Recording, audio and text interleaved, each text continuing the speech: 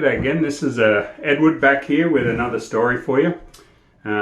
This one takes a little bit more energy, so I think I'm going to stand and do it.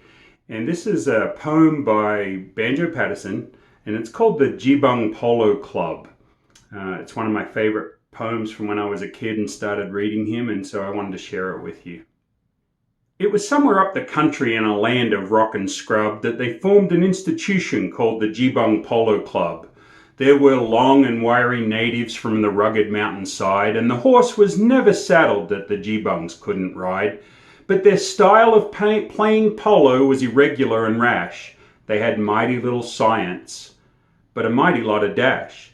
And they played on mountain ponies that were muscular and strong, though their coats were quite unpolished and their manes and tails were long. And they used to train those ponies wheeling cattle in the scrub. They were demons, were the members of the Geebung Polo Club. It was somewhere down the country, in a city smoke and steam, that a polo club existed called the Cuff and Collar Team. As a social institution, 'twas a marvellous success, for the members were distinguished by their exclusiveness and dress. They had natty little ponies that were nice and smooth and sleek, for their cultivated owners only rode them once a week. So they started up the country in pursuit of sport and fame, for they meant to show them Geebungs how they ought to play the game.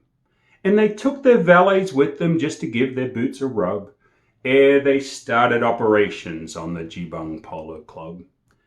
Now my readers can imagine how the contest ebbed and flowed. When the Geebung boys got going, it was time to clear the road. And the game was so terrific that ere half the time was gone, a spectator's leg was broken just from merely looking on.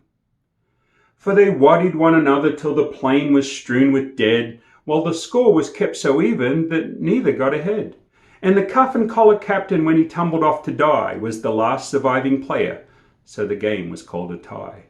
Then the captain of the Geebungs raised him slowly from the ground. Though his wounds were mostly mortal, yet he fiercely gazed around.